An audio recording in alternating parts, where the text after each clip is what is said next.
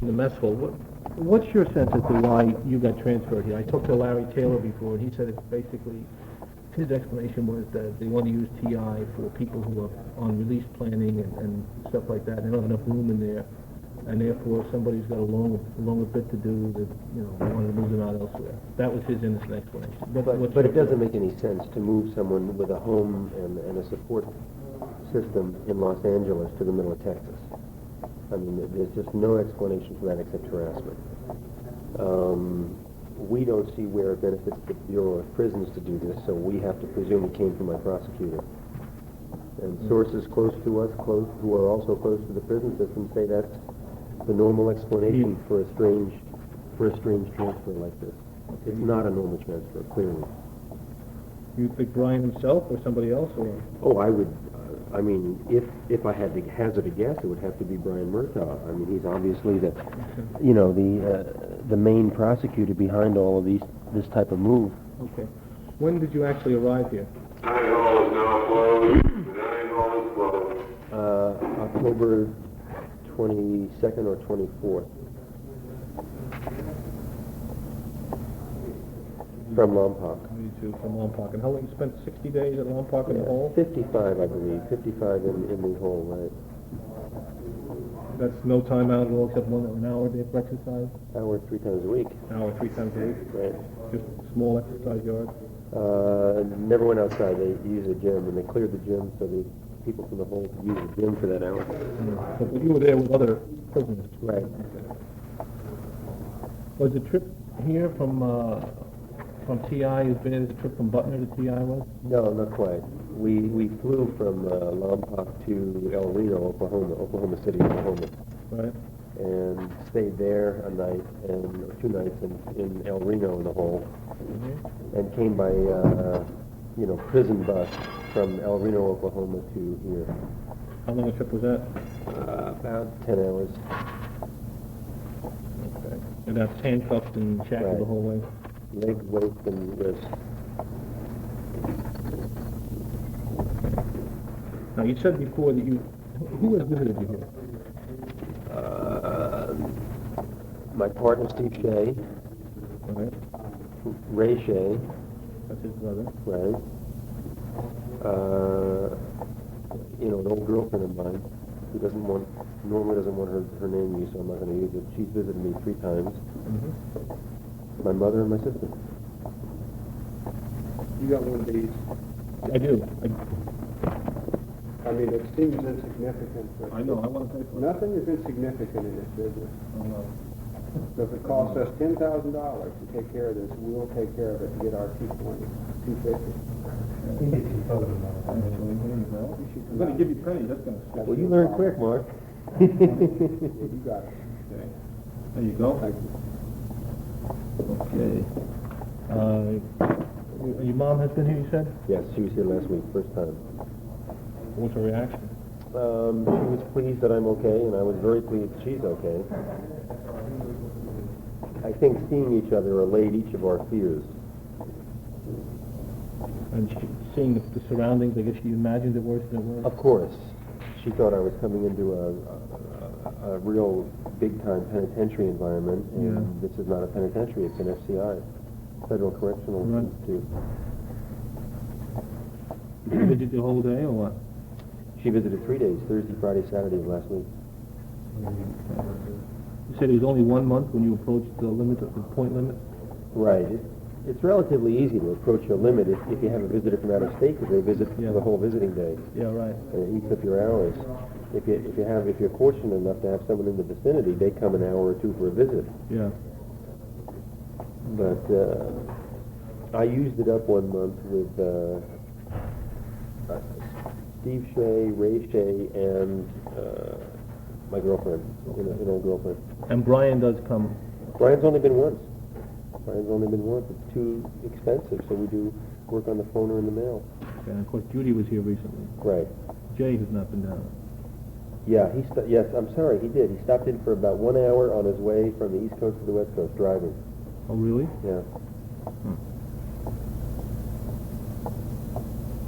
Okay, so the whole family essentially has been in, plus your girlfriend, plus Brian, plus Steve and Ray. Right. and that's basically it. Right. Ted Gunderson, one of the detectives, came once. Okay.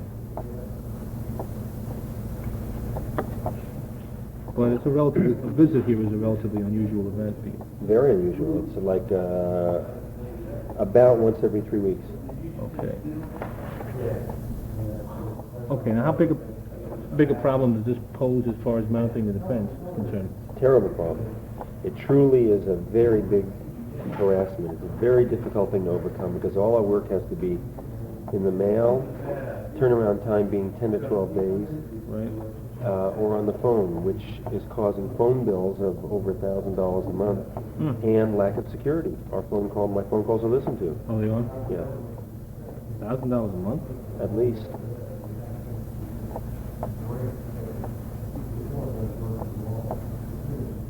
You know, Brian O'Neill's trying to learn a 13-year-old case.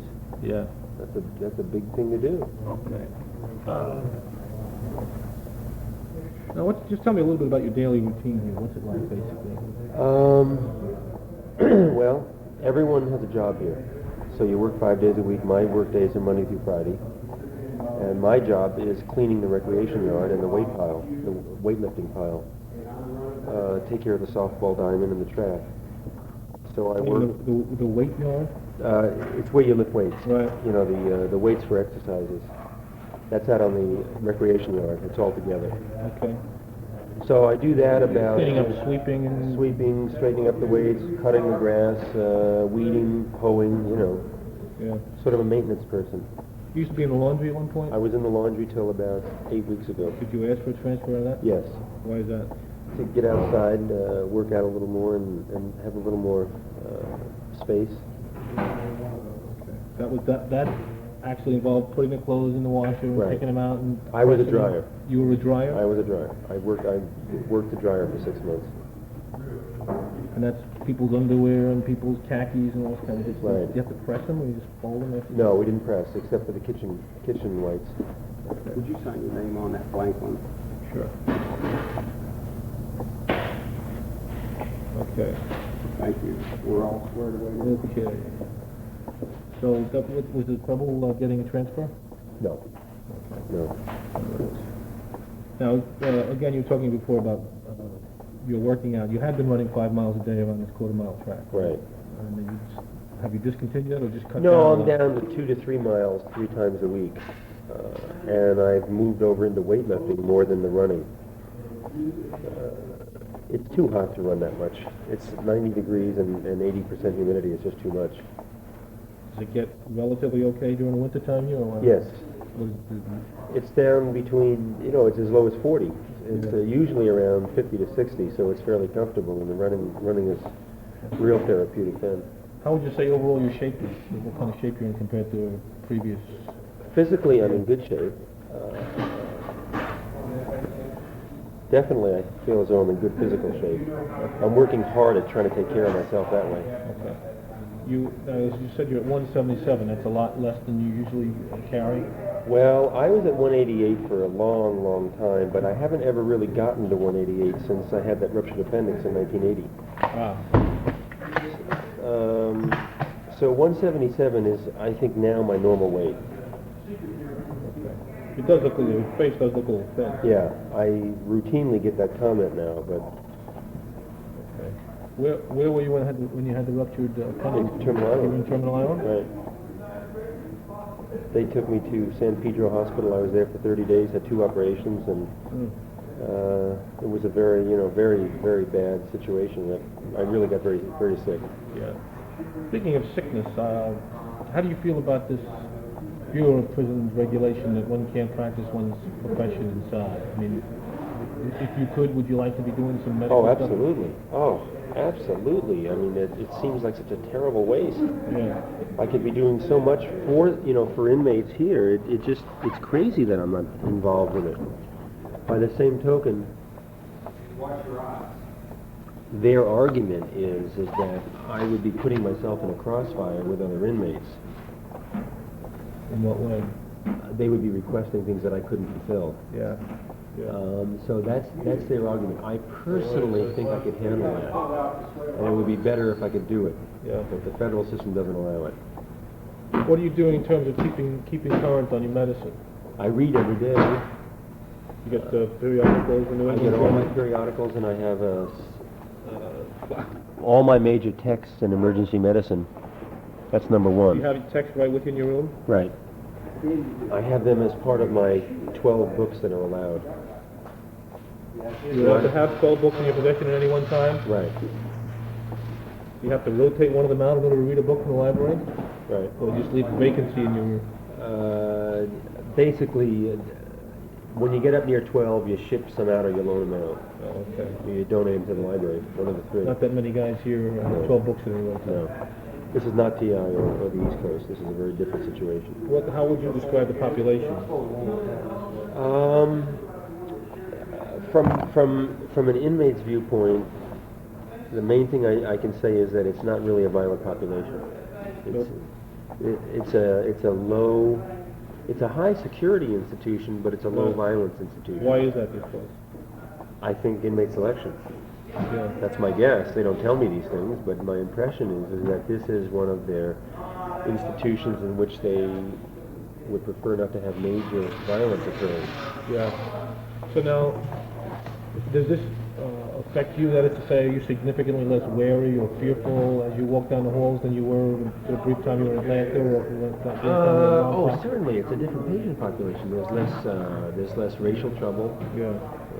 There's certainly less trouble over drugs, and and no trouble over homosexuality, which is a big three in any prison.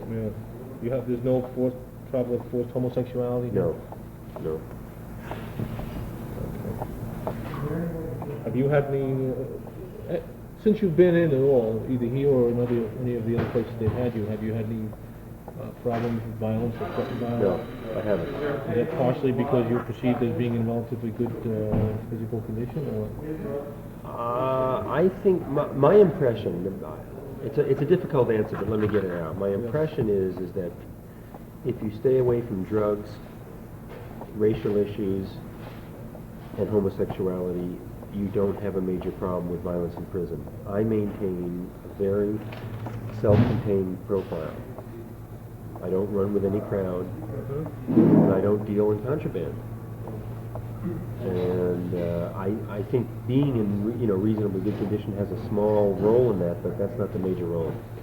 The role is, I think, how you handle yourself in prison.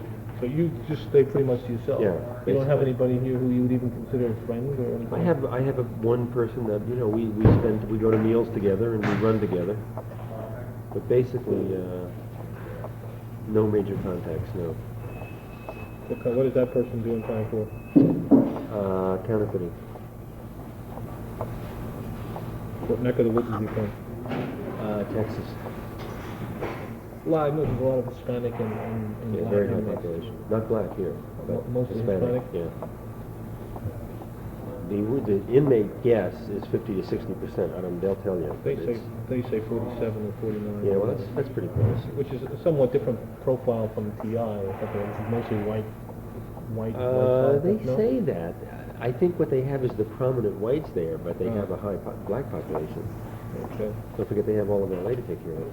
What do you, in addition to working out now, lifting weights and so on, what kind of recreation or whatever do you do? The only thing I do is I lift weights, run, and I play softball. Those are my three activities outside of my room, outside of my cell. And you get to play softball most of the year, right? Well, the season basically ends in another week. It's about a 3-4 month season. You could play it weather-wise, Yeah. but And you play both on these intramural teams and on the team that plays the outside the teams, outside. we don't go out. They come Right. in. Right. Did you have to have tryouts for that or compete Yeah, with other guys? sort of. Yeah. What they did was the recreation specialist who runs the recreation yard picked the team after watching the other teams play. I see. Okay. And you're playing, you said first base. First base. What are you hitting on that team that plays against the external teams? Do they keep track of that batting average and stuff like that? No, not real closely. I'm probably hitting about 370, 390, 400. Okay. Notice much difference between your play now from when you were a kid, when you were in school? Actually, in softball, I'm better. than you were then? Yeah. My speed The is down. wariness of the wiliness of the veteran and all? Yeah, and I have much better bat control. I am a much better hitter now than I was. Not as much power, but a better base hitter. Okay. Any of the other inmates who do talk to you at all call you Doc by any chance? Everyone calls me Doc. That's what most people don't even know my name. Oh, really? Yeah. I assume most of them are pretty well aware of the circumstances why you're here, so... Right. Does anybody ever talk to you about the case? Yeah, I get a fair amount of questions. I don't think they're super prying. I think they're mainly questions about when are you going to get back in court and what are you doing here and how can they ship you here from California. Questions like that rather than real questions about the actual specifics of the case. Okay. Now you're in Unit 2, right? Unit 3. Unit 3? Right. Okay, and how many? 110. 110? You have your own room or you live with somebody else? No, single. Okay. The whole institution is single unless you're a new arrival. So if you have a certain amount of seniority, you get a single. 2 months seniority and you're in a single. Now you have your own key for this place. Right. And what is it, just a bed and you have your own bathroom? It's a bed. It's a toilet, a sink, a bed, and a little desk with a closet attached to it. Mark, have a good trip. Yeah. Take care, Mark. Oh, you could. Okay. And it's somewhat bigger than a cell would be like. Yes, it's significantly bigger than a cell. It's the cell that I was in for 55 days in Lompoc was one was 6 by 9, another was 5 by 8, and this is more like 9 by 12. No, like a it's college dorm room, like something you would have had Kappa Alpha. small one. So yeah, a little smaller than that. Okay. Right. Okay.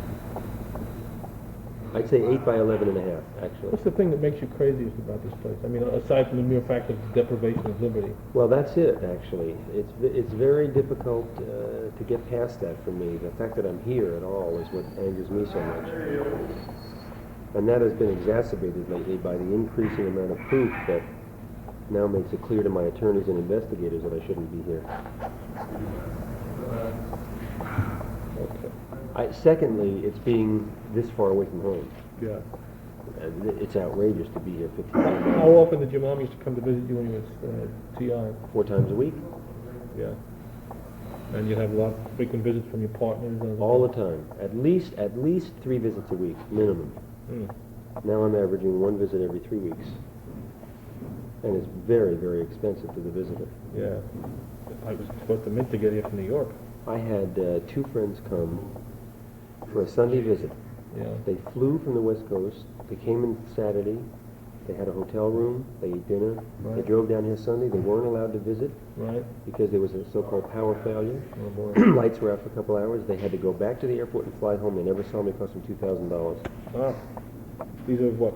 Friends from Long Beach? From Long Beach, actually from Los Angeles. Russ Saunders, my accountant and friend, and his wife.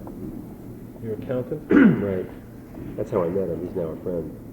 And his wife. And his wife, and they flew in here, never got to see you. Never got to see me. They came on her birthday instead of going to San Francisco. Oh, that was infuriating. That was 6 weeks ago. Oh, that must have been awful. You were inside knowing they were here? You knew Thinking they were here, and they didn't. And we found out. I found out about. I was waiting for the visit from 8:15 in the morning until about 11:15 when I finally got word that the visits were canceled for the day. They flew in on Friday night, you said? No, Saturday night? Right. They were supposed to visit you on Sunday. Right. And they just didn't have any more time. Right. He had to be at work Monday. Okay. All right, let's talk about a little bit about the origins of the book here. First of all, what was your thinking, I guess Bernie's thinking, well, let me just ask your thinking, because I'll probably talk to Bernie later on, about why you wanted to have a book written from the very outset. Let me make it very clear, I didn't want a book. At the beginning? At the beginning. Bernie had asked me many times from 1970 to 1979 to proceed with plans for a book. Right. We had actually gotten to the discussion stage with several authors, potential authors. Right. Okay? What was why did he want you to have a book? Bernie felt for 2 reasons. One is he felt the story should be told. He said it was such an outrageous, attack on truth. The way that he felt the investigation had been implemented in 1970 Right. that he felt the story should be told. Okay. Secondly, he wanted me to help clear up all the debts that arose out of the prosecution for me, my debts. Okay. So he felt there was two reasons. He felt I could live a better life having told the real story. And how did you, at first you were reluctant? I was very reluctant. I was reluctant up till the day we signed with Joe in 1979. I didn't want to relive it again for 6 months to a year with an author. Yeah. So every time the case looked as though it was going the right way, I backed out of plans to go ahead with the book. Which is one of the reasons that, well, that's not important. Go ahead. Okay. Who else did you talk to at some point along the way? Joe Wambaugh, John Sack, Louis Rukeyser. Mm-hmm. Those are the three that I remember. There was another guy in New York. Kaiser is a financial guy, isn't he? Right. I don't know how he got involved. I had dinner with him twice, and we were real close, and I finally said, I don't even want to write a book. Why am I doing this? Did they raise conditions similar to what Joe ultimately raised, that they would want to have a certain amount of access? And Only Joe sign Wambaugh. waiver? Only Joe Wambaugh? Wambaugh. Right. We never got to those talks with Sack. Who was the guy who wrote the co-author of Robin Moore with the French Connection? Gee, I don't know. He was another one, and Oh. he still writes for me. He's a decent human being. He was a real nice guy. But that just didn't work out. It didn't. Well, yeah, that was one of the years that I said to heck with it, I'm not going to do a book. Yeah. Okay. The co-author of the French Connection, Can't remember his name. yeah, whoever Robin Moore wrote it with. Okay. All right. Why don't you describe your first meeting with Joe? Joe was in Los Angeles as a guest editor for Right. Los Angeles Herald Examiner. Right. He had a 6 or 8 week stint. He was going to do one column a week as this visiting guest editor. Right. He called and wanted to know if he could come down and interview me because he had been reading all these accounts of our pre-trial preparations, and he had read about This was like June, right? This was in June of 1979, Right. immediately pre-trial. He had heard about the fundraiser that some people were putting on for me in Long Beach to help defray defense costs. Right. Where was that put on? In Long Beach at a restaurant called Bogart's, B-O-G. Oh, yeah. Okay. I remember hearing about that. So he came down and I met him, and he seemed personable and You came to your house? came to my house. Right. Okay. Okay, so now who raised the subject of the book? I don't know who actually said the first sentence. I really don't remember that. Okay. And I don't even remember if he was still, I guess he was still there. I was talking to Bernie, and somehow it came out that he knew Bernie. Yeah. Okay? I don't exactly know the sequence of the actual discussion, but Okay. somehow it came out that he knew Bernie, and Bernie knew him from the Philadelphia days. Okay. So I was talking to Bernie on the phone, Okay. and we were discussing it. And Bernie says, you know, we really are hurting for defense funds. And we were talking about the dinner. Bernie was coming down for the dinner, and Joe was going to come to the dinner, and he was getting this column together. Yeah.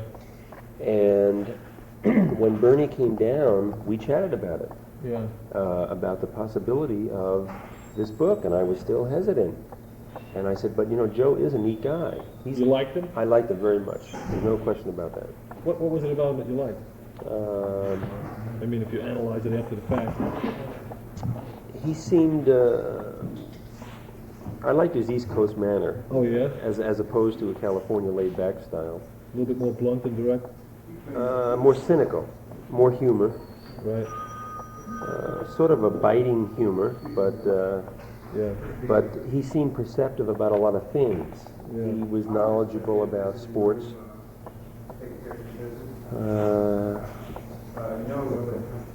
And we had a common interest in running, so we ran together on the beach right away, like the first afternoon we met. We went running on the beach. Right outside your house there. Yeah, across the highway, and we ran 5 miles down the beach together. That was the afternoon of the first day. Yeah. Came back and had a couple of beers, you know. It was a very pleasurable type thing.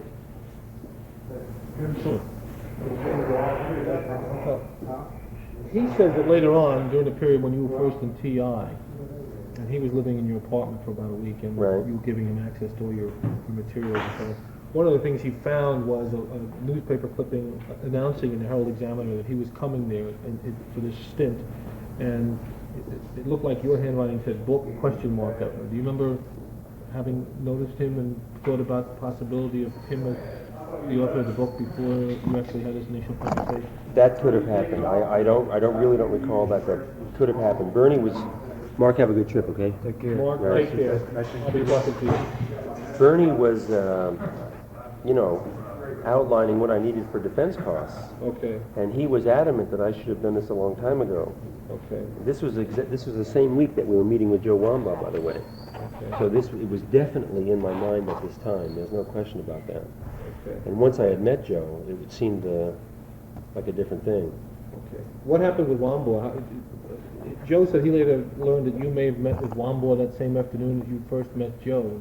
I don't know if it was the same afternoon. It was very close. I did meet with him. I met with him at a restaurant in about 100 feet from Bogart's, as a matter of fact, Okay. in another restaurant. Why did he end up not being the guy? I Um, understand Joe says at least that at that point Wambaugh had become interested in the case and thought it would be an interesting thing to do.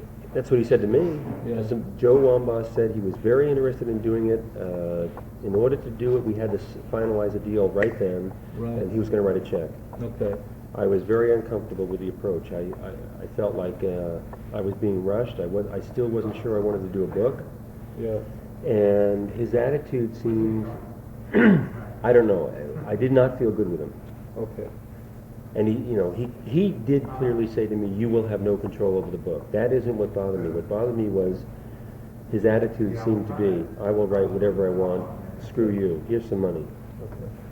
Now, when Joe suggested this whole notion of living with you folks during the trial, that didn't bother you at all at the outset? No, I made a decision. Once we decided that, and this was basically Bernie and I together, Right. that we would go for a book. The reasoning at that point, almost 100% being the need for defense funds. Right. Excuse me. Then I made what in retrospect may have been the wrong decision. I felt that if I was going to do this, I would open up myself to whoever I decided would write the book. And I felt that to sit with someone and talk about, my past and my family, I would have to like this person, and I liked Joe. Okay. And that's what happened. I ended up liking Joe and decided, okay, now we have to open up if we're going to do this right. He has to know all the good and all the bad.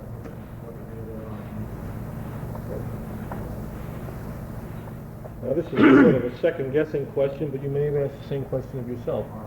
Why didn't you read his previous books before you made the decision to go? Because I thought that my perception of Joe was accurate.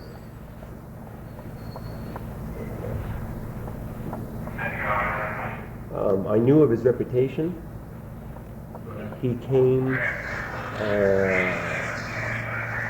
a reference to me from one person only, and that was Bernie Siegel, my lawyer, who I love very much and trusted his judgment at that time about that. Bernie assured me he was reputable and had a high sense of integrity. Yeah.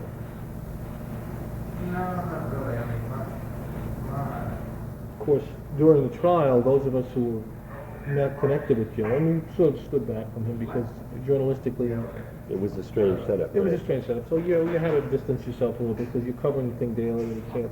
Right. But anyway, trying to guess what would happen, one of the theories that was bouncing around was the Richard Nixon theory, that he was going to do essentially the same thing to you that he had done to Richard Nixon, which is to spend some time living with him and then run one up his butt sideways. Well, he did, apparently, if Mike Wallace is correct. There's no question that's what happened. Yeah, but I mean, that didn't occur to you that It was never a- occurred to us. It never occurred to us for at least a year afterwards.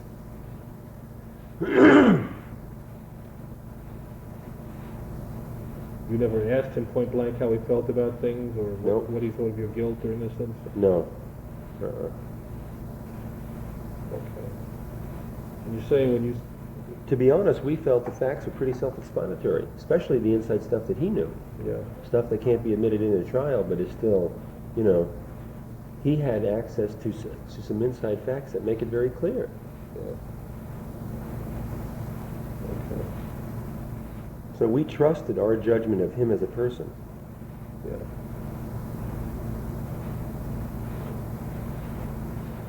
And of course, Joe is very... Warehouse supplies are now at the rear gate.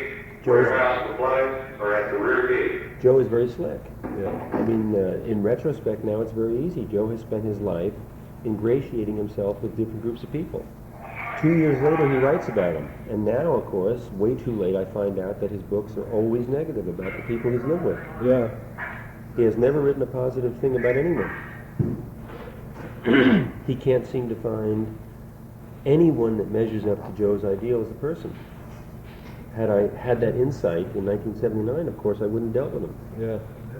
I first got my glimmerings of that side of Joe when I read the book on Alaska. Yeah, you talked about that before, but just for the tape, what was your perception when you read the Alaska book?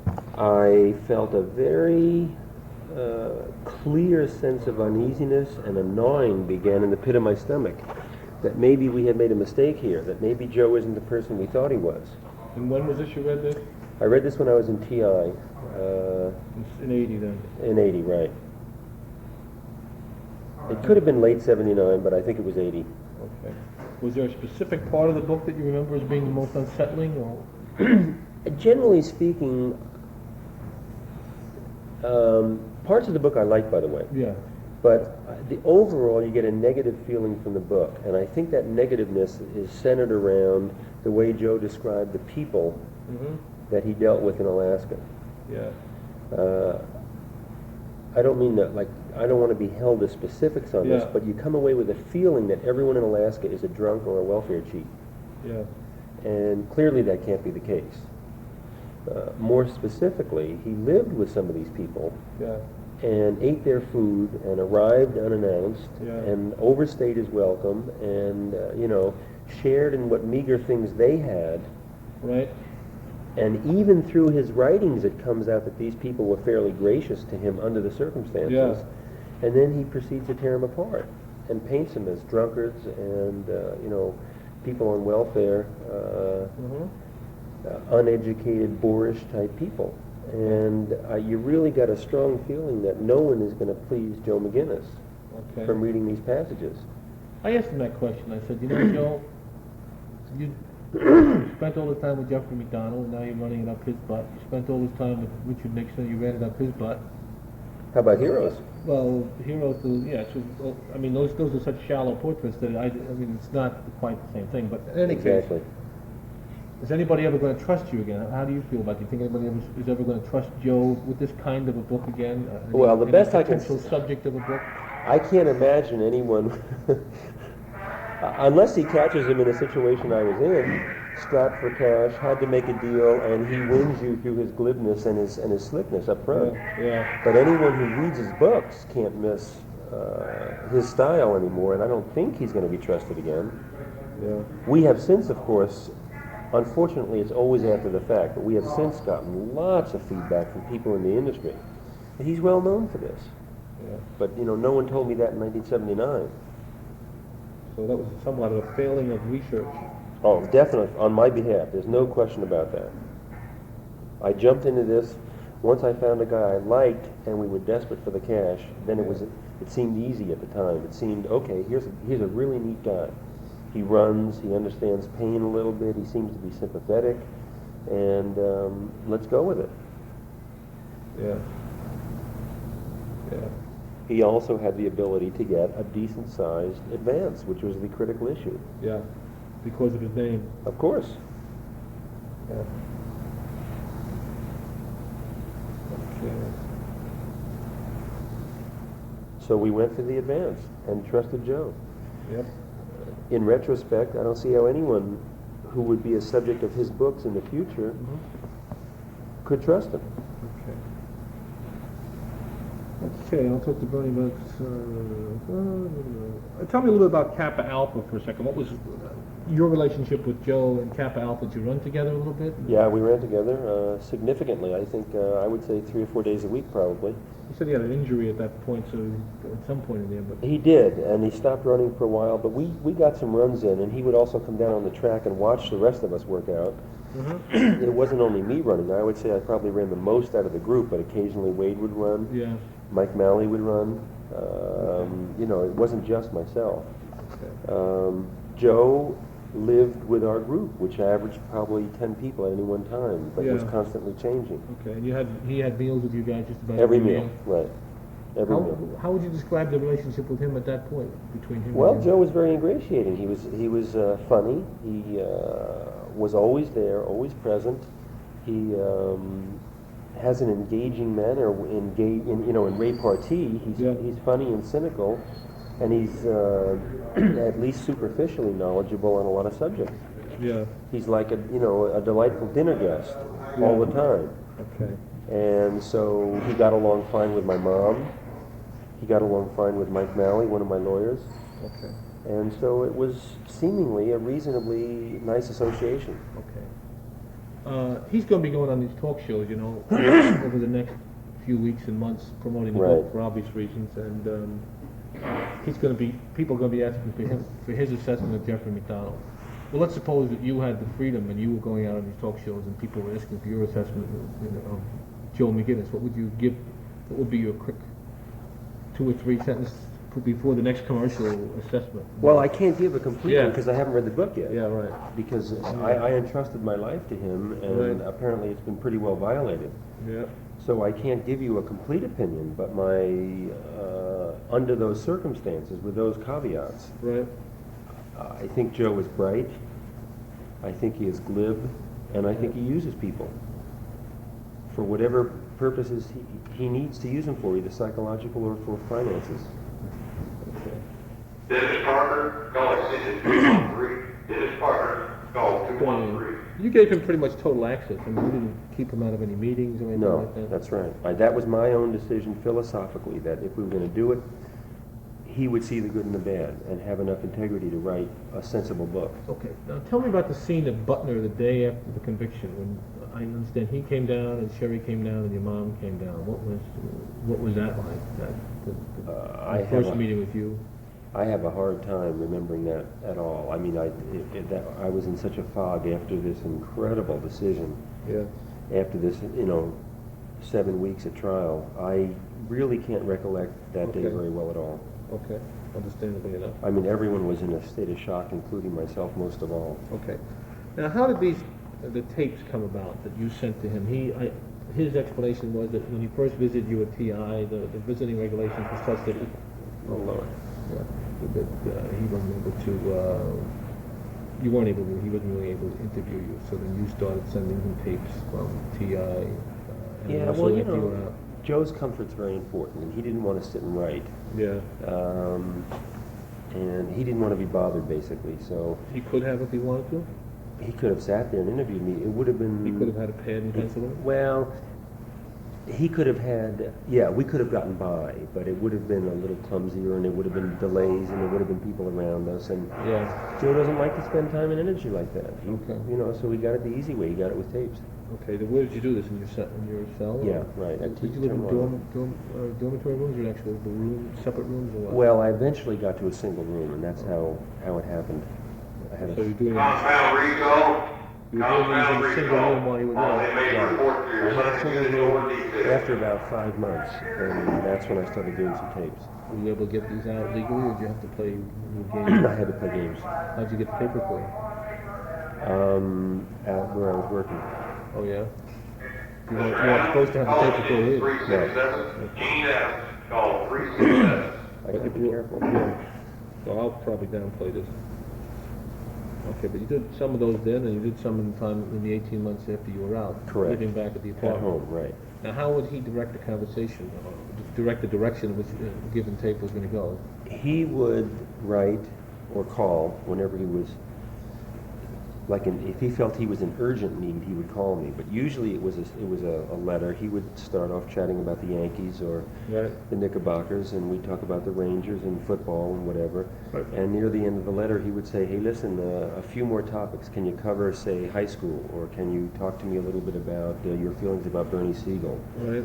or I don't know much about Jay. Can you tell me a little bit about Jay?" And so I would try to make a tape on that. So you just sort of sit there in your Free association, exactly. being right. relatively discreet because of the problems of discipline and so on. And then, of course, when you're out in your house, you do it Yeah, that was no problem. At Yeah. home, it was real easy. Okay. How did you feel about that? Did you feel relatively comfortable about it? No, I felt uncomfortable at making the tapes. They were very hard to do. Sometimes I would put them off for weeks at end until he was really harassing me to get them. Yeah. And then I would sit down for a long evening and make a couple hours worth of tapes. I found it emotionally very trying, and it was difficult to talk to a machine, and nothing's really connected. You're trying to, put together 36 or 37 or 38 years of your life on a tape, and it was a strange circumstance as far as I was concerned. When you were back home in Huntington Beach, were you just sit in the living room there? Or? I sat at my desk in my little office there. And you had your own tape recorder? I had my own tape recorder, and I did it, and I always did it with no one else in the house. And I usually did it late in the evening, and I got it real quiet and thought for a while, and then started making some tapes, and basically they were free association type tapes. Just little offices where you have a lot of your medical books, Right. stuff like that? Right. Okay. This is one of these little portable machines or a bigger machine? Just about like that. Okay. Okay. And during all this stage, while you were doing all these tapes and everything else, what expectation did you have of the kind of book he was likely ultimately to write? We thought that he would write a book that would delineate the actual travesty of the charges and Agreement, call extension 277, paint foreman, call 277. Yeah. He would delineate the real travesty of the whole inept investigation in 1970, followed by this ludicrous Article 32, Right. followed by the real insanity then of a revived prosecution in the Justice Department, Okay. culminating with a judge who apparently had been bent on this case for several years prior to his getting assigned the case. Well, now, when you were back in again for the second time, after the Supreme Court sent you back in, and everything was going wrong for you, essentially, you still had some expectations that that if nothing else, this book would sort of clear your name. No question. No question about it. We still at that point had this, I guess, hope more than anything that we hadn't been incorrect on Joe, and that he did have integrity, and that he was going to write a good book that would clarify the case as we saw it. Okay. He had never... That was at that point, I mean, aside from getting a new trial, that became your only hope of some kind of vindication. Exactly. And I asked him, and I told him that on several occasions. Yeah. You told Joe that? Yes. On the phone? Absolutely. From TI? From TI. Okay. Okay. Now, what I did here is type down some of the things that he said in the book. If I was reporting this book as a news story, it would probably be 2 or 3 things and you'll probably see some news stories based on it once the book hits the newsstand. Sure. 2 or 3 things I would break out and say, these are news, these are things he's saying that have not been said before. Mm-hmm. And that's what I wanted to sort of bounce off you. Okay, now the first thing he talks about in the book is this polygraph. He makes a big point. It's on page 698 of the galley proofs, where he says, though he had denied it under oath during his grand jury testimony, Jeffrey MacDonald had apparently taken a lie detector test during his brief visit to Philadelphia in April 1970. His own psychiatrist, Dr. Sadoff, had made reference to it during his grand jury testimony and to the fact that MacDonald, quote, had not come through with flying colors, unquote. When I contacted Cleve Baxter for his recollection of the MacDonald polygraph examination, he said he would not be at liberty to discuss it without written authorization from Jeffrey MacDonald. Mm-hmm. When I asked MacDonald to provide such authorization, he refused. Okay. Did he in fact ask you to provide authorization Yes. to talk to Baxter? Yes. And you did in fact refuse? That's correct. Okay, what was behind that? Well, we had the tenor from Joe had changed dramatically in the prior 3 months. When was this request? In March or April of this year. Oh, really? Yeah. After the Supreme Court decision, and following several letters from Joe in which the tenor from Joe had dramatically been altered in his letters to me. The tenor was more what? Very curt, very non-supportive, almost threatening in his tone. Okay. And I asked Bernie, what should I do about this request? He says, tell him to shove it. You were still talking to Bernie this time, at this point. Oh, Yeah. I've had no problem with Bernie. Yeah. Bernie's not being in the case is not a matter of a fight. Bernie and I talked it over at great length. Oh, yeah. I have to talk to Bernie about this, because if anybody gets beaten over the head more than you, it's Bernie Siegel. Really? Yeah. Okay. So basically, you feel that if this request had been made at another time in history, you might have acceded to There it? is absolutely no question. I almost did anyway. You almost did anyway? I was almost foolish enough to, at the last minute to overrule Bernie Siegel on this issue. You got to call him or something like that? I called him. Bernie? I called him. And I wrote him, and he wrote me back a letter again. He said, you are absolutely foolish to deal with this man. Him not allowing you to see galley proofs is proof that he has written a bad book about you and me. Bernie said that? That's right. Okay. Now, of course, that was the original agreement, was it not? That you would No, there's no agreement to that at all. That's Joe's imagination at this point. There was never an agreement that I wouldn't see the galley proofs. The agreement was as follows, very clear. The agreement was that I had no control over the artistic content of his book. That was the agreement. It had nothing to do with me seeing galley proofs. I will also tell you that Okay, you were saying that the written agreement? the written agreement says that Joe's portrayal of me will be fair, and will adhere to the basic integrity of my life.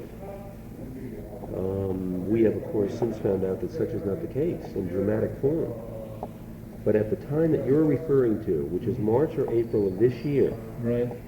we found it very strange that after the galley proofs had been turned in, for over 3 months at that time, Right. that he was suddenly requesting information on a polygraph. There was no lead into this. Yeah. There was absolutely no explanation.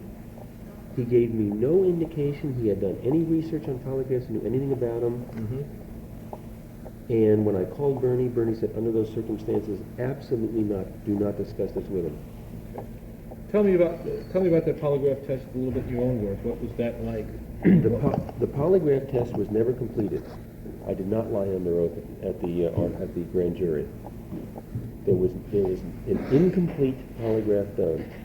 Why was it incomplete? Because he began asking questions that had nothing to do with the case, but had to do with, he called them test questions, but every reputable person we've talked to since has said that's nonsense. They are not test questions. Where does this guy operate out of? San Diego. And he refuses to give us a copy of those tapes now, says he can't find them. What kinds of things was he asking in the test question? He was asking about illicit sexual relationships. He was asking about homosexuality, and he was asking about bestiality. And I asked him, I said, what does this have to do with the case or the charges that are pending against me, Right. or anything associated with my life? Yeah. And he blew up at me. I said, well, under the circumstances, I can't answer any more of your questions. Okay. And I terminated the interview, and I went in the next room, and I said, Bernie, and I explained to Bernie what happened. Bernie said, he's gone. Did he say to you at some point during this conversation, I would recommend that you plead insanity? Yes, as he was walking out the door.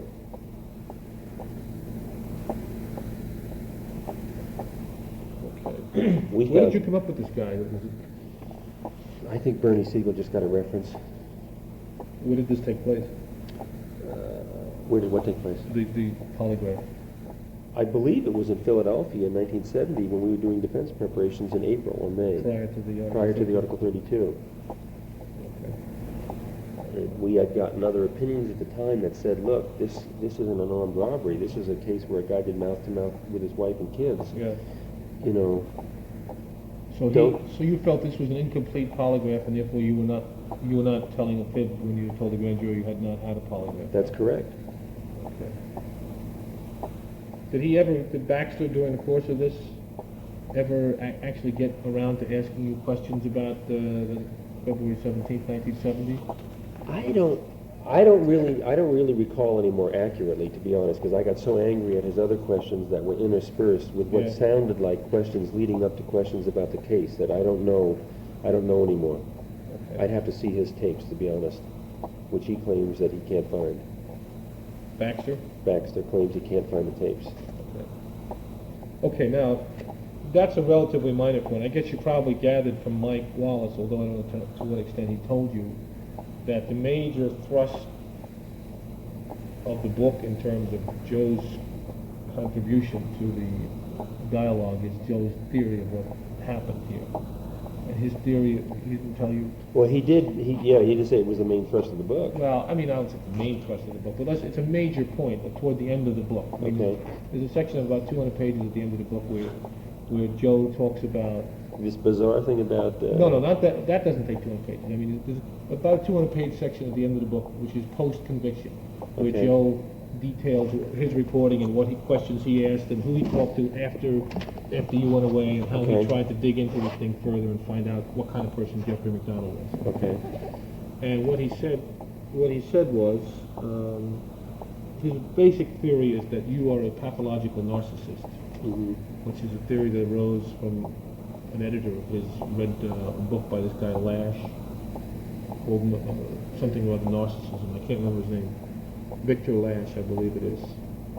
And his book is about the culture of narcissism, I think it is. And in there he mentions a couple of other psychiatrists who have this theory about pathological narcissism. As I understand what Joe is saying is the pathological narcissist person is someone whose personality development is arrested somehow or other in the stage where he's angry or enraged that his mother is no longer paying I see. this So now we close have... attention. Now to we him. have Dr. Joe McGinniss. Right. Okay. But he's quoting a lot of other people, who are talking about the narcissist personality in general. He doesn't quote anybody saying that Jeffrey MacDonald fits into this category. Right. What we have is Joe reading about this, asking people about this personality, And making a psychiatric diagnosis. and then Okay. leaping from that to the fact that you are that personality. I see. Okay. So the basic theory is that's the underlying personality feature of you, which involves rage toward women, generally speaking, barely suppressed rage toward women. And the final Joe is not talking about himself now, he's talking about me. talking about you. Okay. The final triggering thing, according to Joe in the book, was this Eskatrol. He said that his theory in the book was that you had been taking Eskatrol and that the Eskatrol... What does he base his theory on? Well, what he bases his theory on is notes that were in your room, in your apartment. I read the notes. The original notes that you made for your lawyers in Right. '70, where you talk about... Mike Wallace showed them to me. Oh, he showed you the... Right. Oh, he copy showed you of the notes. actual photographic copy? Okay. Right. Okay. All right, so that's what I want to talk about next. Let's see here. What does he say? He quotes this Otto Kernberg character, who's one of the doctors who wrote about this pathological narcissist. And he said, Kernberg in the book says that this disorder of personality involves, quote, intense hatred and fear of the image of a dangerous, aggressive mother. A fear that, quote, represents a projection of his own aggression linked to the rage caused by his frustration by mother. This is on page 687 in the galleys. Joe's theory is that this rage was loosed by the Eskatrol. Now on page 689, he says that he found in your handwritten notes to your lawyers this notation. We ate dinner together at 5:45 p.m., all four. It is possible I had one diet pill at this time. I do not remember, but it is possible. I have been running a weight control program for my unit, and I put my name at the top of the program to encourage participation. I had lost 12 to 15 pounds in the prior 3 to 4 weeks in the process using 3 to 5 capsules of Eskatrol Spansul, 15 milligrams dextroamphetamine, speed, and 7.5 milligrams of prochlorperazine, compazine, to counteract excitability to speed. In any case, the reason I could have taken the pill was twofold. One, to eat less in the evening when I snacked the most, and two, to try and stay awake after dinner since I was babysitting. But I fell asleep. Right. Then he says on page 697 of the galleys, would it be too much to suggest that in that one instant, whatever its forever unknowable proximate cause might have been, a critical mass had been achieved, a fission had taken place, and that by 3:40 a.m. on February 17, 1970, the ensuing explosion of rage had destroyed not only Jeffrey MacDonald's wife and daughters, but all that he had sought to make of his life. Oh, that's ludicrous. Okay, now I asked The guy Joe... is really ludicrous. Okay. That's totally unmedical, unphysiological. It's a guess by a writer lusting for a greater plane. Totally hypothetical, based in no facts at all. Okay. Let me just read you one more thing. I interviewed him and I asked him to do an interview. What occurred to me is that the weakness of this argument was that in your notes you said you had been taking 3 to 5 Eskatrol. Now I right away said to myself, well, I wonder why I didn't ask Jeffrey whether it was 3 to 5 over that period of time, or 3 to 5 daily, or what? 3 to 5 over that period of time is obvious. You're not taking 3 to 5 Never. daily? That's the argument I had with Mike Wallace. He said it says 3 to 5 daily. I said, no, it doesn't. He said, yes, it does. I said, let's read it. Yeah. So we read it. I said, Yeah. where does it say that? He says, well, it says it right here. And he kept pointing to it. Yeah. That's when I got real defensive. I mean, how do you win that argument? He's saying it, say it, and I said, it doesn't say it. Where's the word? But you never took 3 to 5 Eskatrol daily. No, I probably didn't even have them. Why? The night of the event? Right, since Why I not? because I fell asleep later that evening. Okay.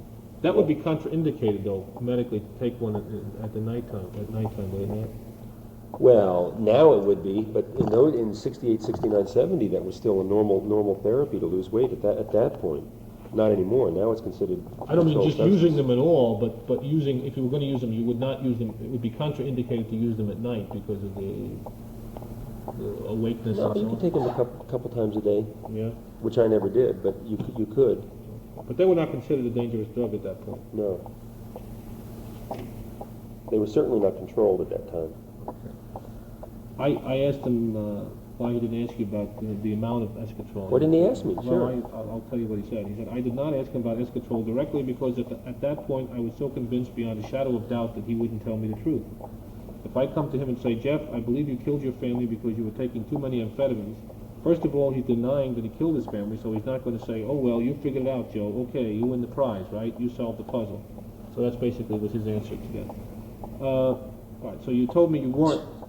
What kind of dosage do you think you were taking of these things at that point? Probably a total of 3 or 4 pills the entire, month or two. Could that account for a 15-pound weight loss? No, I had begun working out more then. I was running more and I was working out occasionally with the, I doubt if it was 15. I would guess more like 10 or 12. That's the most my weight ever fluctuated in my life. Mm-hmm. That 15 is probably, that's probably not accurate. I would say more like 10 or 12. But in any case, you clearly say you would do, at no time would you have taken 3 to 5 of these. Never. Well, why not? Because as a physician, you would have felt that would be. I didn't need them, first of all. I didn't abuse anything. I didn't need them. Yeah. Okay. Whatever amount you were taking, did you, in combination with the tiredness that you were feeling from working at the other hospital, did you detect any effect on your personality, your No, irritability, none at all. or anything like that? Zero. And every person who has seen our family in those 2 months agrees with that, except Mildred in 1979. Yeah. Basically, what do you think of Joe's theory? I think it's hogwash. It's total hogwash. It's based in nothing, and it's ludicrous. Did Mike Wallace spend an awful lot of time on this with you? Yeah. How did he go about it? He felt as... Mike is hard to interpret, okay, Yeah. because he attacks. Yeah, right. And you don't know if he's doing it to get your reaction that may show up positively on camera, or to get your reaction as a liar. Yeah, right. Because he says, Joe says you took too many amphetamines. I said, I didn't take too many amphetamines. He says, it says it right here in your own handwriting. I says, no, it doesn't say that. Yeah. It said, I possibly could have taken 1. That's not too many. He says, how about 3 to 5? I said, that's over 3 to 4 weeks in my own handwriting. Yeah. Well, now, what did you, by the way, what did you feel like when Mike Wallace left the... I was conference? absolutely devastated. Did you call anybody that night? Tell them what happened? Yeah. You think you made the same mistake with Mike Wallace that you made with Joe McGinniss? I mean, but Mike Wallace does have a reputation in this business, as you probably are now aware. No question. I mean, it's a reputation that all of us know about. I mean, Right. there's no way I would ever consent to be interviewed by Mike Wallace on anything whatsoever. But you weren't in prison for the rest of your life for That's something you didn't do. So you felt that it was... It was a chance to get the story on the case out. You knew it was in connection with the book. No, we did not know that until he was interviewing me. Oh, really? No, So he didn't tell you it was about the book? absolutely did not. I'm not saying that they lied to me. All I'm saying is They they didn't put the called specific- here and said, you have to understand, we had contacted them several times. Oh, really? Yeah, we said, we had sent letters in. Mm-hmm. Never heard a word over 6 months Just trying to or get so. them to do something about the case. Right. What were you expecting? What kind of questions would you like for him to have asked? Or what kinds of areas would you like for him to have covered? That he didn't? Government misconduct, Yeah. errors on the investigation, our new evidence.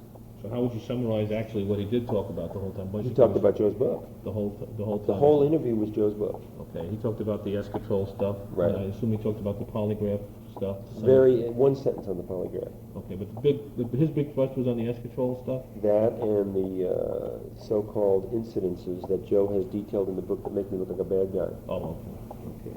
3 of which he told me, and we sent our detective out and got 3 statements from those people immediately. Okay. Now what's your feeling as to Joe's behavior in terms of writing about this Eskatrol? What he to have offered you an opportunity to rebut this theory, or what? Of course, it's sheer speculation by an amateur. Do you know medically whether in fact it is now known that the consumption of excessive amounts of dextroamphetamine can in fact produce a psychotic reaction? Oh, that's well known. Yeah. But you're not talking about a pill. Yeah. You're talking about people who are taking hundreds and hundreds of milligrams, every dose. You're talking about people on what are called speed runs. Right. Okay? That's a totally different thing from a person on a weight control thing or taking, for instance, students in schools in the 60s took these all the time. Yeah.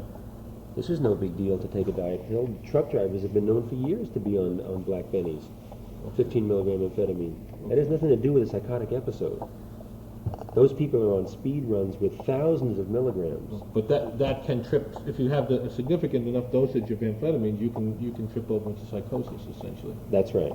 Okay, That's so correct. that part of it you don't contest. I mean, No, I don't. No, there's no question. So you're just saying I that's treated yourself. people for it. Oh, at Bragg, you mean? No, in my experience in the emergency work since, I've seen people on amphetamine psychosis and cocaine psychosis. Okay, so you don't feel you've ever come even close to that? No. Okay.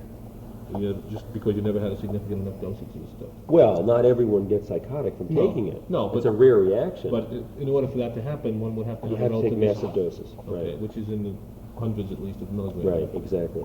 And one of these pills would have what? 15. 15 milligrams? Right. So the theory alone is ludicrous, medically speaking, Because of the dosage? because of the dosage and because of my person. I didn't have any change in my personality pattern, and every person who knew me has already testified to that. Yeah. I mean, you're not talking about someone who was gaunt, in a rage reaction all the time, suffering at work, Yeah. care of patients going down. You're not talking about that kind of thing. Okay, now the other thing that I would probably put in the news story about this book, if I were to write one, would be this whole business about... Okay, no, he doesn't mention her name in the book. He does not mention her name in the book. It's just a family friend, okay? The way he described it in the book, from page 705 of the book. I went to trouble to write down the pages, but I just wanted to know that I'm not making this stuff up. I understand. I'm operating off a specific part of the book, and I wanted you to know that. Okay. I didn't feel comfortable about letting you look at the book because that would have violated my agreement with Joe. Sure. That's the only, okay. But I'm telling you the meat of what he's saying in this one. Okay, he talks about this family friend who goes out to California with her 10-year-old, and he said had sexual relations with you. Okay. There were 2 incidents that he relates in the book, and this is, I'll read you exactly how it appears. Okay. The first, she said, occurred when MacDonald, angered by the boy's behavior... She said? Yeah, the first, she said, occurred when MacDonald, angered by the boy's misbehavior inside his apartment, had carried him outside and dangled him by the feet over the edge of the dock, threatening to drop him headfirst into the water.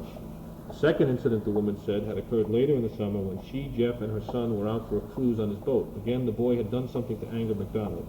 This time, the woman said MacDonald had grabbed the boy and had told him in an even more furious and threatening tone that upon returning to the shore, he was going to take the boy's head and hold it over the front of the boat and crush his skull against the dock. That's trash. Okay. And on page 706, he quotes the kid. Now, he's found the kid who's in some school on East Harvard. Harvard, okay. I will never forget that look in his eyes. You know, maybe as a kid you perceive things more directly, in a way, than you do as an adult. But ever since that moment on the boat, I believe that he must have been guilty, just from seeing that kind of fire in his eyes. Okay. Now, question is there any event that happened upon which this might have been enlarged or in some way distorted, or? I'm not going to use her name either, since No, please. Yeah. Says that those incidences are not true. She says that now? Says that now. So does her husband, who has no love for me. Yeah. And so does... Okay. Those are not accurate. Those are lies. When did they say that? Just recently? Yeah, when we heard this from Mike Wallace. So I called Brian and I said, what the heck are we going to do about this? So he sent a detective to talk to the people. And what happened there? And they said, that's ludicrous. They said it never happened. The most that ever happened between... Danny and I have a very loving relationship. They asked me what school he should go to in 1977. Or 78, whenever it was. I mean, he was trying to decide between University of Pennsylvania and Harvard. And wrote me this long letter. His mother and his friends have always said that I was a big influence in his life. Yeah. Did she come out there and spend some time with you, or what? In 1970? Yes, Yeah. that occurred. That is definitely accurate. There's no question. Did you guys get sexually intimate, or what? I would prefer that not being in the paper, but, you know, that definitely occurred. But as to these two events, nothing even remotely approximating them occurred? And I horseplayed for years, for 5 or 6, for a long time, ever since he was a little kid. I was a role model for him. I stayed at their house for a while in 1970. Yeah. We built swings in the woods together. We went, sleigh riding together. We swam off my boat. We wrestled. I pushed him off the boat 50 times. Yeah. It had nothing to do with this vicious sort of arrangement that Joe has, written in the book. It has nothing to do with that. We were two people who loved each other, who were horseplaying. There was never an episode of violence. I said I was short at the end of the summer. I seemed to be uneasy. How much time did she spend out there? I really don't remember. I would say 6 to 8 weeks. I take it that accounts for why he's no longer well disposed toward you. Yeah, exactly. Now, wait a minute. Let me say something. I don't want to start a new battle. I really don't. Yeah, I understand. Well, I'm not going to mention their name because I don't want to get into Please. trouble any more than he does. Exactly. They were not together for 6 months prior to this episode. Oh. I mean, this is no... Yeah. I don't know what the rest of the book says, but Yeah. if that's not clear, the facts are he hadn't been home for 5 years, to be honest. But for 6 months, he wasn't even staying at home. They were separated. Yeah. Oh. At least living that lifestyle. He was in Arabia all the time, Yeah. or in an apartment in New York. He would drop in on the weekend once in They a weren't while. formally separated. No. But I mean, the lifestyle was such that there was no home life at all. Okay. I developed this relationship, and there's no question that Bob was cuckolded, and I feel terrible about what I did. Yeah. But that does not make what Joe wrote accurate.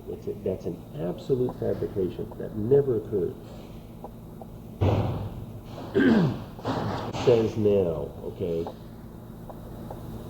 that I was short at the end of the summer. I seemed to be uneasy. I was a little bit on edge. What And summer would that have been? This was the summer of 71. '71. Right, Right. okay. I went out. I got it. We got here July 5th or Right. July 1st. July Right. 1st. And, I was developing a new job, trying to live a Right. life, and she says I did seem weary of my house guests by the end of the summer. That may have occurred. Yeah. But she says that none of this ever occurred, and Bob, who has no love for me, Right. went to Dan, Right. put this all before him, and Danny said, it's not true, and Bob came back and said, I am not going to let after 60 Minutes or any more reporters, but this is not true. It's Whether not true." Danny had subsequently talked to 60 Minutes or anything like that? I don't know, but 60 Minutes was real hot to talk to. Oh, yeah? Real hot. Oh, boy. Oh, boy.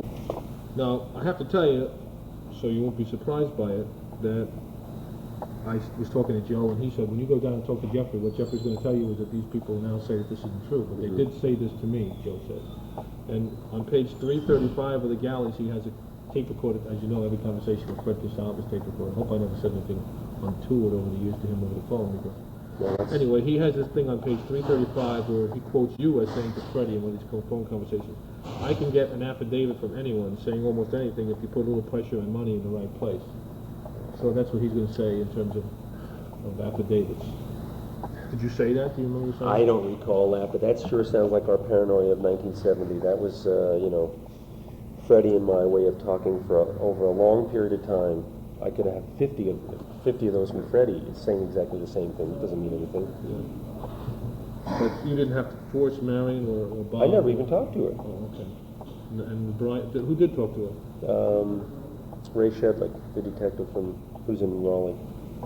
He's not from, what's his name, his firm up in... O'Connell's firm, O'Connell's yeah. firm? Okay. Talk to Brian O'Neill or Ray Shebek about that. I really would like that squared away as much as possible, because that is really a How do you spell Ray's last name? Shedlich, I think. Okay. It may be K, but I think it's... So basically you're saying this was, there was horseplay, and you may have been a little bit short, We had but... exactly, and nothing like this ever occurred. To the best of my recollection, geez, I can't. The viciousness of phrasing it that way is totally 100% wrong.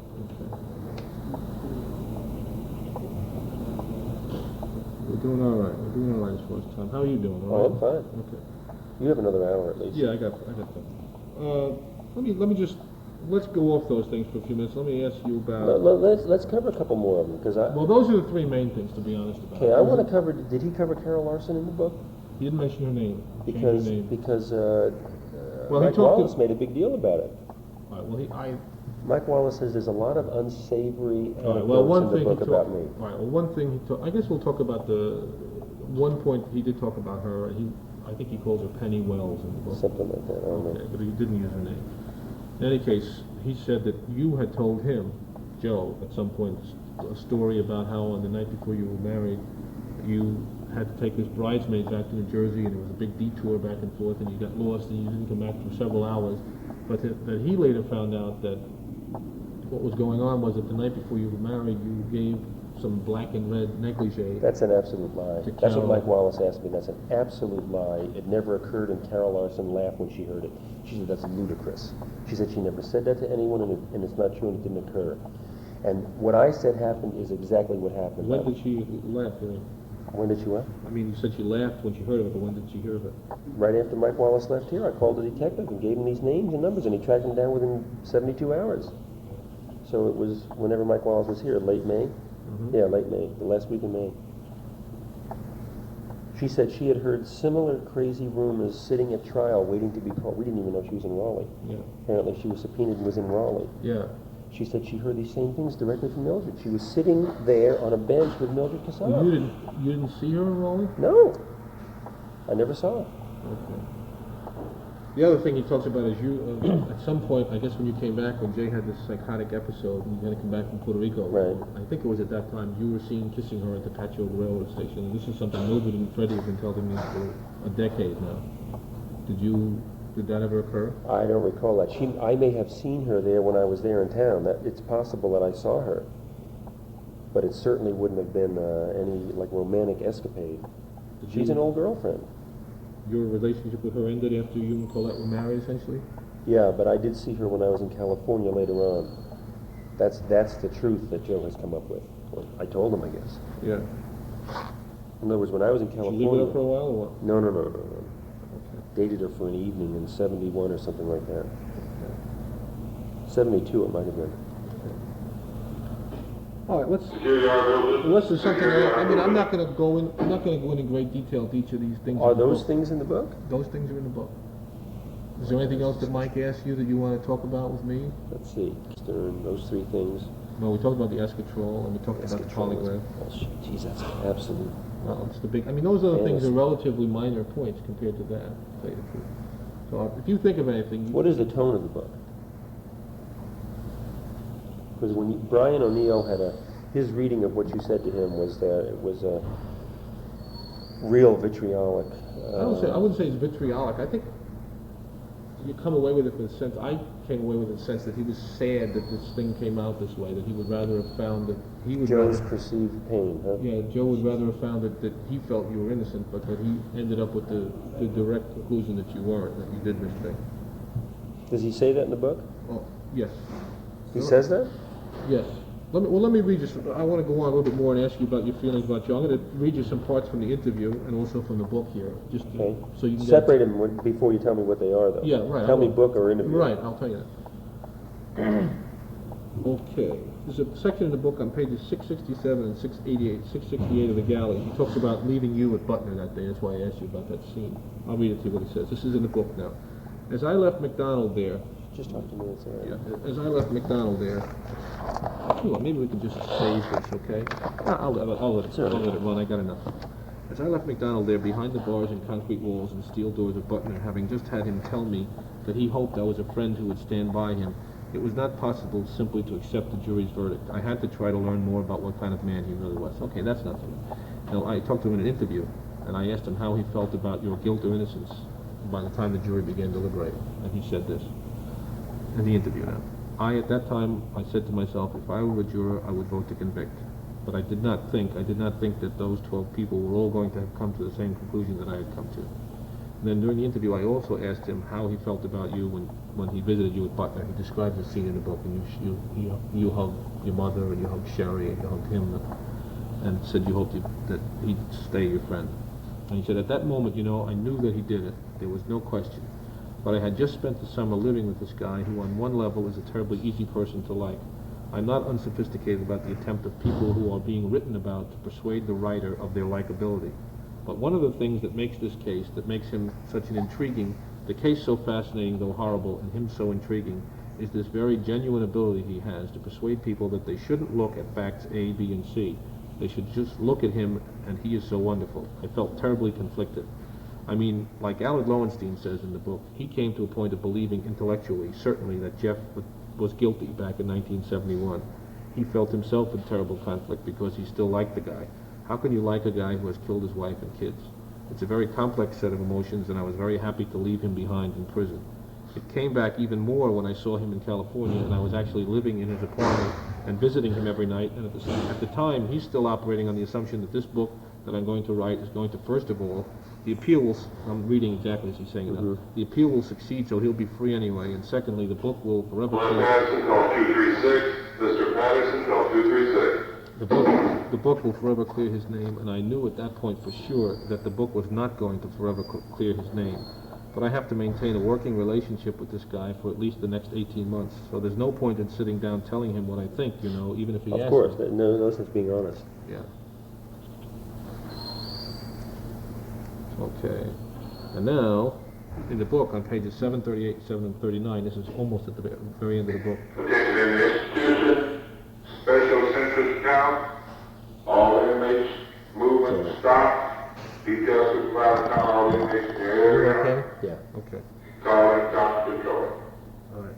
He's In the having... institution, special census count, all inmates, movement stop, details supervisor count all inmates in your area only, and calling top control.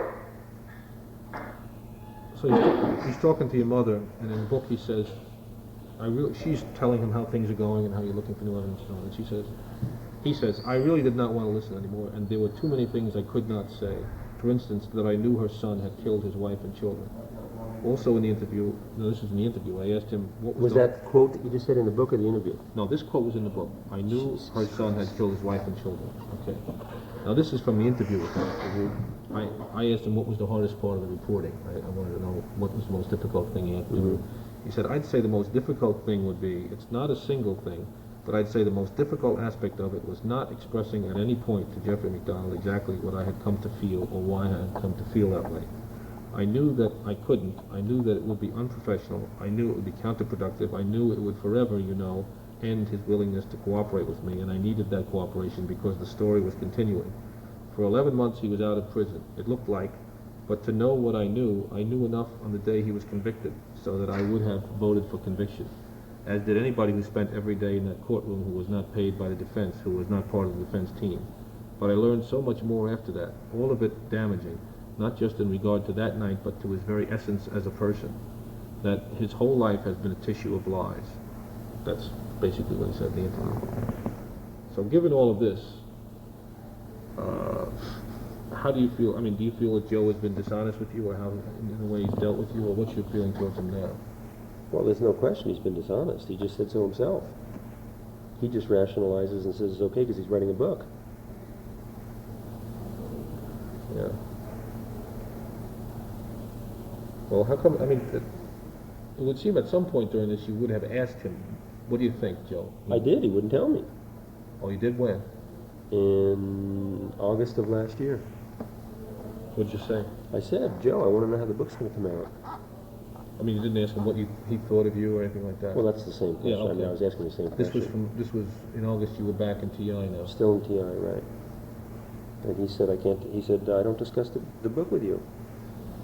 And I said, but, I mean, I'm entitled to at least that. We've worked together for 2.5 years. You asked me my deepest thoughts, and I give them to you. Now I need to know what you're writing. Yeah. And he said, I mean, his answer was the same thing. It was that, we have an agreement. I said, I'm not abrogating the agreement. I'm not changing anything in your book. Yeah. And he never told me. He absolutely categorically refused to tell me, to my direct question. The way he explained it, he said that you then asked him, well, could you at least tell me whether this is going to be helpful to our public relations effort? That's not correct. That is an absolute lie. That comment did not occur. Did Mike ask you about that or something, or what? No.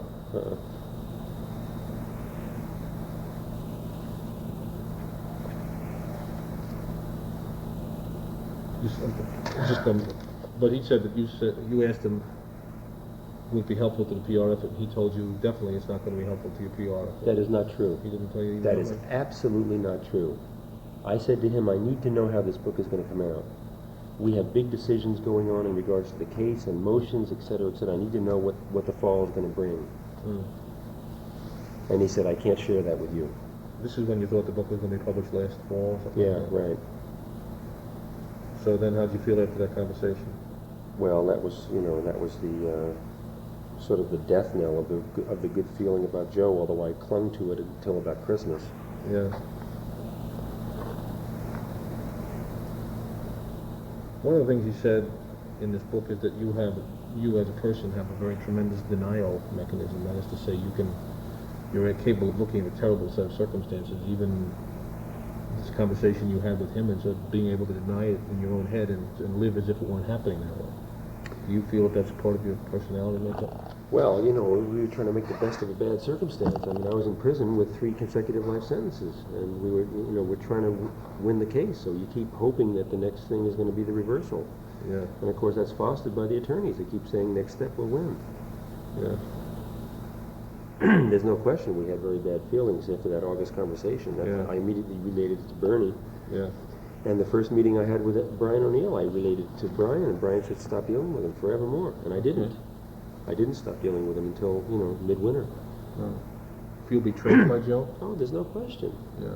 I mean, Joe has set out now, apparently, and written a book to buttress his opinion, which he certainly didn't make clear to us till last May, this past May, 2 months ago. This puts you in a very difficult, sort of strange situation if you think about it for a second. If this book is a gigantic success, you'll get some money out of it. Yeah, it's really vulgar. It's the whole thing. But on the other hand, if it's a gigantic success, this story, as Joe is telling it, is going to also be more. So, I mean, as between those two possibilities, what are you hoping for now? Well, obviously, I hope the book doesn't sell a copy.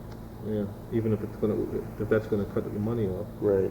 Did you end up? He said you ended up with about $70,000 as a result of this. Is that about right? 60 something, according to the figures that Sterling Lord mailed me. Well, you won't get any more money for a while now until they clear up this whole thing with Doubleday. Right.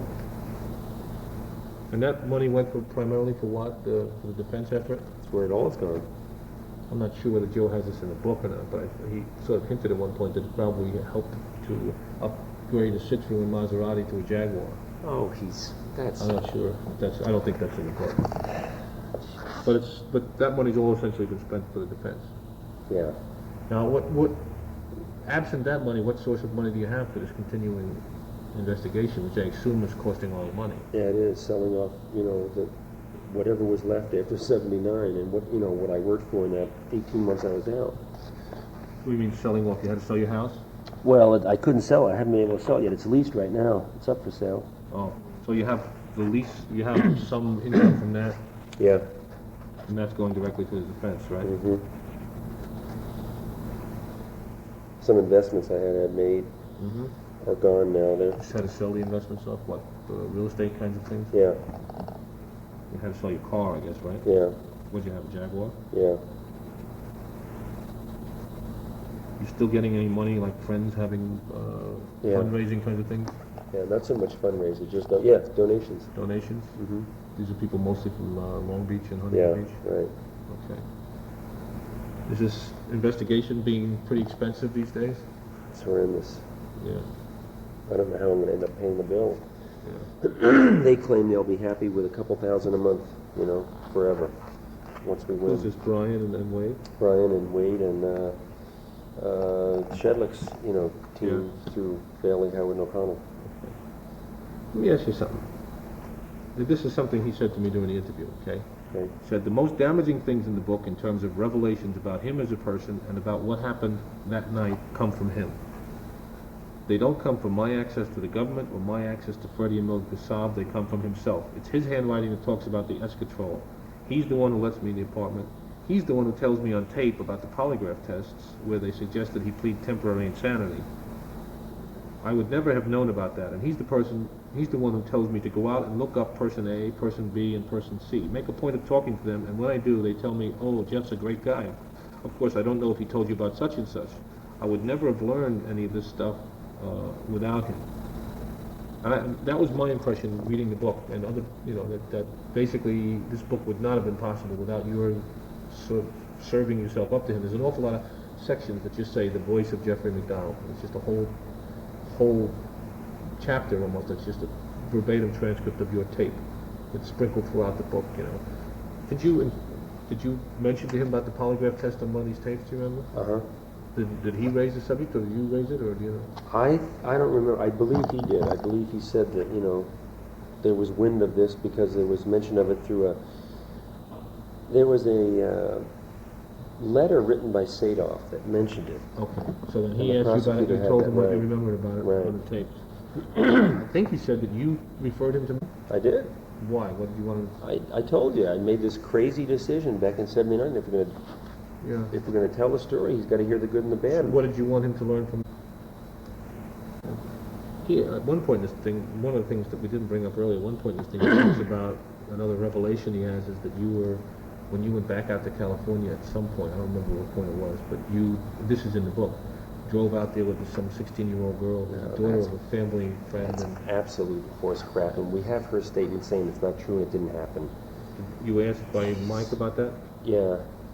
What did happen? You drove her out there, or what? There wasn't a time when it was just you and some 16-year-old girl? No. No, we drove across country as a group. When was that? When I went out to California Oh, in the first '71, time. right. Okay. Okay, but there was not any point when you were alone in the No. car with some 16? Okay. No. Is that in the book that way? Yeah. I wonder, okay. Now, one thing is that in the tapes, the tapes say an awful lot about your sex life, about women you dated and women you slept with, and talk a lot about you and Colette and everything else. And it's just, the cumulative effect of this over the period of the whole book. It's sleazy. Yeah. But the question I mean, why talk that frankly about You that don't part of your understand. character on these tapes? The way Joe was presenting it to me was Joe was writing a book and he needed background information. Right. And he was going to write a book. There was never any indication or implication or anything that this was a collection of tapes made by me. Yeah. Do you understand what I'm saying? Yeah. As a layperson who never, thought the artist was working from the viewpoint of going out and interviewing 50 people or 100 people, gathering all this information, and then writing a paragraph. Okay. That's a different scenario than him taking... But even so, you're really sort of putting your balls on the track for the 412 from Montauk, and essentially, to be honest about it, if I was in the same circumstance as you and I had some similar experiences that you've had, I would probably have said a lot less about that part of my life. He's claiming that the reason you even said that much is that you have this sort of twisted need to boast about sexual conquests and so on to cover up inadequacies of your own and homosexual drives and all this kind of stuff. But trying to psych yourself out, why would you have been so honest about that part of your life in these tapes? I thought that's the word you use is the key one. I thought that was being honest and that he was going to use some judgment. But what he hasn't done is do that. He's done exactly the opposite. He's taking what sounds sleazy and made it even more sleazy. Instead of taking it and with some sense of honor and integrity, editing it. Yeah. Do you see what I'm saying? There's a difference there. Does he mistreat the women in my life? Well, I mean, there's a period of a couple of pages in the book at one point in the book where, I forget all the names, but this one is shuttling out, and that one's shuttling in, and this one's shuttling out, and there's like 3 or 4 women's names mentioned in a period of a couple of pages in the book, and it's just, the cumulative effect is to make it, it's sort of a sleazy overall effect. So, that's why I was wondering why you would have said all that stuff. Obviously, the interpretation he puts on it is that, this is Yeah. part of your personality makeup, Yeah. and you have a need to talk about those things to, I don't know what for, to make up for inadequacies and so on and so forth. All right, the last bunch of questions here has to do with the sort of the aftermath of this thing. Maybe it would make sense to change